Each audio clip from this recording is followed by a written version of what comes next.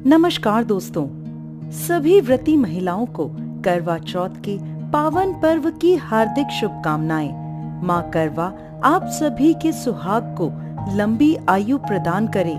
सुख, सौभाग्य और समृद्धि से आपका परिवार सदैव भरा रहे। ऐसी शुभकामनाओं के साथ आइए सुनते हैं करवा चौथ की पौराणिक कथा। बहुत समय पहले की बात है। एक साहूकार के 7 बेटे थे और उनकी एक बहन करवा थी। सभी सातों भाई अपनी बहन से बहुत प्रेम करते थे, यहाँ तक कि वो पहले उसे खाना खिलाते और बाद में स्वयं खाते थे। एक बार उनकी बहन ससुराल से मायके आई हुई थी। शाम को भाई जब अपना व्यापार व्यवसाय बंद कर घर आए तो देखा उनकी बहन बहुत व्याकुल थी। सभी भाई खाना खाने बैठे और अपनी बहन से भी खाने का आग्रह करने लगे, लेकिन बहन ने बताया कि आज उसका करवा चौथ का निर्जला उपवास है और वह भोजन सिर्फ चंद्रमा को देखकर उसे अर्घ देकर ही खा सकती है। क्योंकि चंद्रमा अभी तक नहीं निकला, इसलिए वो भूख प्यास से व्याकुल हो उठी है। सबसे छोटे भाई से अपनी बहन की ऐसी हालत देखी नहीं जाती और वह दूर पीपल के पेड़ पर एक दीपक जलाकर चलने की ओट में रख देता है। दूर से देखने पर ऐसा प्रतीत होता है कि जैसे चतुर्थी का चंद्रमा उदित हो रहा हो। इसके बाद भाई अपनी बहन को बताता है कि चंद्रमा उदय हो गया है, तुम उसे अर्घ देने के बाद भोजन कर सकती हो। बहन खुशी के मारे भाभीयों के पास भागी भागी गई और कहने लगी, भाभी भाभी चलो, चंद्रमा उदय हो गया, अर्घ देकर व्रत खोलते हैं। सभी भाभियां बोली, नहीं नहीं बहन, ये तो तुम्हारा चंद्रमा निकला है, तुम इसे अर्घ दे दो, हमारा चांद तो बाद में निकलेगा। बहन के कुछ समझ नहीं आया, परंतु भाइयों के कहने पर वो सीढ़ियां चढ़ चंद्रमा को देखती है, उसे अर्घ देकर खाना खाने बैठ जाती है। पहला निवाला मुंह में रखती है तो उसे छींक आ जाती है। दूसरा निवाला मुंह में रखते ही उसमें बाल निकल आता है और जैसे ही तीसरा निवाला मुंह में रखती है कि उसके ससुराल से उसका बुलावा आ जाता है कि जल्द से जल्द वो अपने घर पहुँचे। माँ बेटी को विदा करने के लिए बक्सा खोलती है तो उसमें काले और सफेद कपड़े निकलने लगते हैं। यह देखकर वो घबरा जाती है और बेटी से कहती है कि बेटा, रास्ते में जो भी बड़ा, बूढ़ा या छोटा बच्चा मिले सबके पैर छूती जाना। जैसे ही कोई पूर्ण आशीर्वाद देकर बूढ़ सुहागन होने का कहे तो अपने पल्ले पर गांठ बांध लेना। वो अपनी माँ के कहे अनुसार करती है, परंतु कोई उसे सदा सुखी रहो तो कोई सदा सौभाग्यवती रहो तो कोई पुत्रवती हो, ऐसा आशीर्वाद देता है। कोई भी उसे पूर्ण आशीर्वाद नहीं देता। जैसे ही वो अपने ससुराल पहुंचती है तो घर के आंगन में छोटी ननद मिलती है।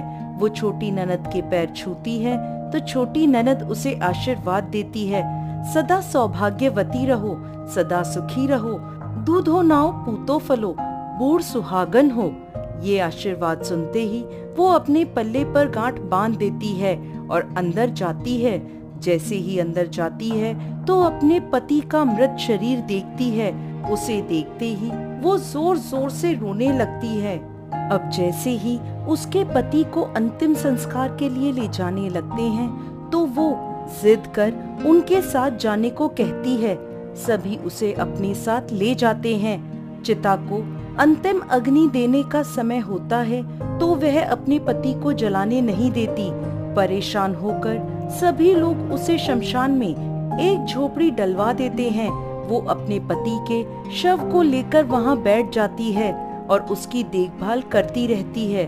उसकी छोटी ननद रोज उसके पास आया करती और उसे खाना दे जाया करती थी और वह सुबह शाम अपने पति की साफ सफाई करती और उसके पास बैठी रहती। अब वो हर महीने की चौथ का व्रत करने लगी। व्रत करती, चंद्रमा को अर्घ देती और जब जोत करने बैठती तो चौथ माता प्रकट होकर कहती, करवा ले, घनी बुखारी करवा ले, भाइयों की प्यारी करवा ले। तो वह उनसे अपने पति की आयु मांगती, तो हर महीने की चौथ माता उसे ये कहकर वापस चली जाती कि तेरा सुहाग हमने नहीं, सबसे बड़ी चौथ माता ने लिया है, तो उन्हीं से अपना सुहाग वापस मांगना। ऐसे ही अश्विन माह की चौथ आई तो करवा उनसे कहने लगी, माता मैं 12 महीने से यहाँ बैठी चौथ का व्रत कर रही हूँ, अब तो मुझे मेरा सुहाग वापस लौटा दे। अश्विन की चौथ माता बोली, तेरा सुहाग मैंने नहीं लिया, मुझसे बड़ी कार्तिक की चौथ माता तुझसे नाराज है। यदि तू अपने पति के प्राण वापस चाहती है तो उनके पैर पकड़ लेना और छोड़ना मत। 16 श्रृंगार का सारा सामान तैयार रखना। ऐसा कहकर अश्विन की चौथ माता अंतर ध्यान हो गईं। अब जब कार्तिक की बड़ी चौथ माता आई तो करवा ने अपनी छोटी ननद से 16 श्रृंगार का सुहाग का सारा सामान मंगवाया। जब ननद ने जाकर माँ को यह बात बताई तो सास बोली, लगता है पागल हो गई है, जो मांगती है दे आ। छोटी ननद सुहाग का सारा सामान लेकर करवा को दे आती है। अब वह करवा चौथ का व्रत रखती है, चंद्रमा को अर्घ देती है और जैसे ही जोत करती है तो कार्तिक की बड़ी चौथ माता प्रकट होती हैं और कहने लगती हैं, करवा ले, घनी बुखारी करवा ले, 7 भाइयों की प्यारी करवा ले, दिन में चांद उगाने वाली करवा ले। उसने चौथ माता के पैर पकड़ लिए और बोली, माँ मेरा सुहाग मुझे वापस लौटाओ।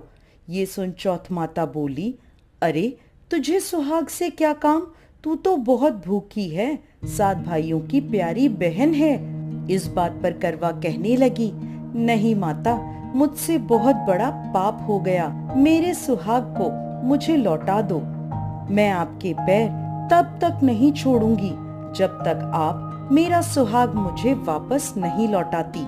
यह सुनकर चौथ माता ने करवा से एक एक कर सुहाग का सारा सामान मांगा और करवा उन्हें सारा सुहाग का सामान देती गई। तब चौथ माता उससे कहने लगी, तुझे जरूर व्रत करने की सारी विधि कोई समझा कर गया है। तो करवा कहने लगी, माता मुझे तो हालात ने सब कुछ समझा दिया, आप बस मेरा सुहाग मुझे वापस लौटा दे। तब चौथ माता ने अपनी आंखों से काजल निकाला, उंगलियों से मेहंदी, मांग से सिंदूर और इन सब को करवे में घोल दिया और उस जल से उसके पति को छींटा लगाया। छींटा लगाते ही उसका पति जीवित हो गया। जाते जाते चौथ माता उसकी झोपड़ी पर लात मार गई, जिससे उसकी झोपड़ी महल में बदल गई। करवा के सब सुख आनंद हो गया। शाम को जब छोटी ननद भाभी के लिए खाना लेकर आई तो देखती है कि भाभी की झोपड़ी तो कहीं है ही नहीं, उसकी जगह एक बड़ा सा सुंदर सा महल खड़ा है। उधर खिड़की में बैठी करवा छोटी ननद के आने की प्रतीक्षा कर रही थी। छोटी ननद को आवाज देकर करवा दौड़ी दौड़ी उसके पास